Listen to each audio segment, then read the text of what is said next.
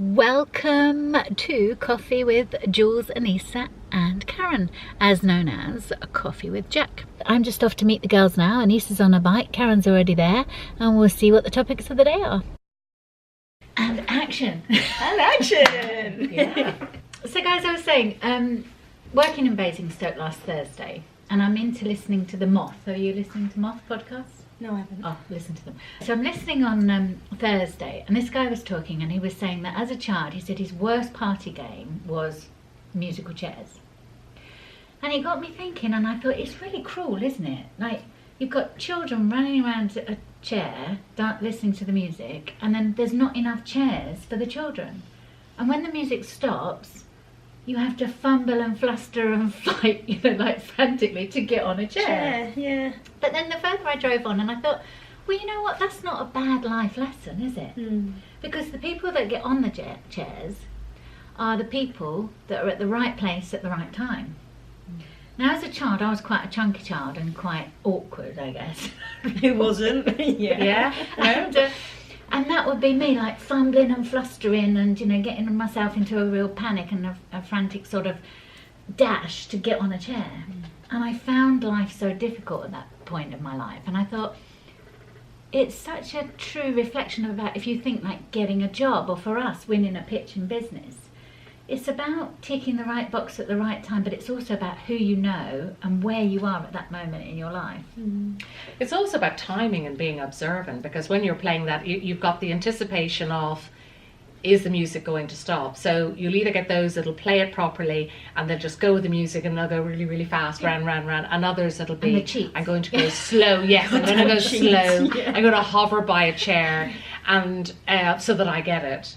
So there's the free spirit, and then there's those that are playing the game by being a bit clever about the manoeuvring. But you see automatically their communication style, their learning style, and their character coming out, don't you, at such a young age? Because as you say, it's the cheats, the one that hover by the chair, and the real bully ones that are in there, and then the ones that shyly just sort of like, oh, I didn't get one. And they'll just go, who are you as a child? Well, no, I mean, oh God, who was I? Quite a furry little creature. Did you rip the chair out from underneath something? I was a hoverer. I was kind of like I'll try and make it look like I'm not cheating hoverer. So I wouldn't stand next to the chair, but I would probably stand there that in one leap I could go boom and be at the chair and like swiftly move someone off. Like, how mean, how cruel. But I think what's interesting is like what we've taken from that into our lives now, where we've carried on that behaviour and where we've stood back and gone, actually, that's not really a very good way to play life. But you surprise me, because knowing you as I know you now, I would think that you would be the person to say like, oh my gosh, have I hurt you? And I'm so sorry, please, will you have the chair? No, I still help them up, but because you're so considerate and kind, aren't you? Yeah, but it's a bit, I just sit there of a mix. I think it's learning. It's learning when you're going to be like that and when you're not. And what's at stake. So in business, if it's about winning the pitch, then who doesn't put their best foot forward and smile, and maybe there's another agenda in the background, and you're just thinking, I don't trust you, but you have to instill that trust. So I think as children, you don't even think about that, but in our adult lives, but values change. When you're in a pitch, my gut instinct always tells me this person really likes me, and I'm doing really well to establish my likability and credibility right now, or you're thinking, no, this is not gelling, this is not for me. I think a lot of what life's about is this feeling of, do I belong or don't I belong? And our job as trainers is to get the best out of everyone, help them to feel like they have value, they will make a difference, no matter how small their contribution is. But as we were saying, I think we change as we go through life, because here we are, and we were just having this conversation earlier about being middle-aged. Aneesa walked in and said, am I middle-aged? Well, am I? I mean, like, I don't feel whatever that word means or looks like. And then we had a very factual conversation about it. And I said, well, how old do you expect to live, Aneesa? And she said, well, you said maybe 80, 86, 86 or so. And then I said, well, my mum only lived till 50. My dad's dad, my grandfather, only lived into his early 60s. So actually, I'm beyond middle-aged, which was really quite shocking. When weigh it up that way. But what is middle-aged? Well, I think the thing that shocked you was you were thinking, well, hang on a minute now, girls, because you're younger than us. Are you putting me in there with that middle-age bracket? And then you had to say your age, which is 40-something. And then we said, well, yeah, I suppose if you ask somebody in their 20s or in their early 30s to go, yep, actually, you are. I used to think it was a feeling, and then I thought, hang on, it's a factual thing. But how do they determine that, really, now? I mean, I think it's old-fashioned. Do you not think? I don't think it's used these days, or is it? No, but you said, Karen, you said if you asked a 20-year-old today to make an assessment of us, they'd put us all in that category. Oh, yeah. No, easily old. And you don't feel it. I mean, I hate that term. It's where I'm at, but actually I hate it as a term. I don't feel it. I don't associate with it in any way. I don't like the branding of it. Or those, when the saga letters come in with insurance or holidays, whatever, or, get them. They're thinking, yes, well, you haven't got those yet. or what about whenever, that it came in when you turn 50 that you can go and have your bum x-rayed or something for free, and you're thinking, why? Really, welcome to being, Sorry. I know, it's an odd thing with the NHS, What? You're a few years away getting that letter yet.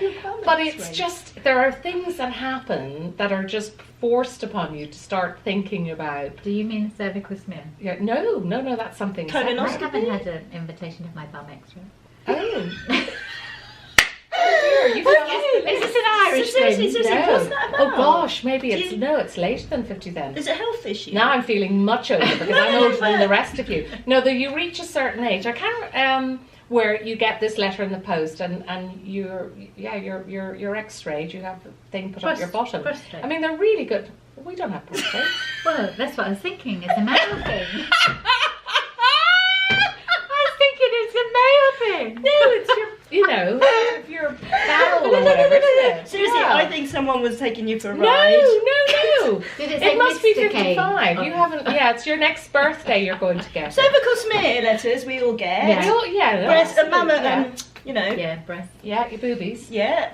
Yeah. We should so find out what that's about. No, it is. It's your bowel. You get a letter and then you go along to the hospital. And they're brilliant. I mean, it's so easy to have done. It really And is. And they're important, incredible. actually. The teams My that dad do had it. bowel cancer a few years ago, and oh my god, it knocked him for 6. So, get the tube up your bum. Anything that's offered to you, it's grab it, do it, take it. Can we go just back briefly to cervical smears? Because I've always found them really painful. I mean, excruciatingly so that I scream. And I've always been shocked at how little there is available in the UK to actually help people, help women go through that in a painless way. My twin lives in Germany, and the whole procedure is entirely different. Like how you are laid out or not, like stirrups versus flat. And I just think there's something about that just really still troubles me. I just think I'm trying to take care of my health, like you said, get those things, and I'll get a letter saying we weren't successful, and I'm thinking that was so painful. And I've said on lots of occasions, please, if there's ever an opportunity where I'm knocked out, do it at that time. Okay, But how can I take responsibility for my health if they haven't gotten an outlet? It's about so every time you're going now, you're anxious about it because it's going to feel painful. So you're being very tense, and possibly maybe what you need is to bring one of your choirs in to be singing to you while you're having it done. And you know what? You are conducting them and take your mind off a girl, because I think actually what's happening is you're just so tense. No, it's just I'm just a little smaller, let's say. But I think But it's then about this relaxing. way They've it offered is- drugs. They have offered drugs as a way of relieving that pain. But I think it is sometimes it's hard as a woman to take that kind of But power. you've never had children, have you? No, I So haven't. maybe you haven't been stretched in that proportion way. in that way. It'd be really good if anybody had any advice like similar to you, because I've had babies, Jules, you've had babies, so therefore, It's different. Anyway, Slight diversion there. Yeah, but- so back to musical chairs. Back to musical chairs. Should we play it now? Yeah, Should we give it one? Oh my god! Come on, up you get up. See who's going to be the most Who's going to be? But I don't want to be the one. Yeah. I'll be the music. no, that's not fair, is it? Well, it doesn't matter. I'll do it anyway, right? What are we doing? We're playing musical chairs. Why are we playing musical chairs? Just to see how that feeling As is. women?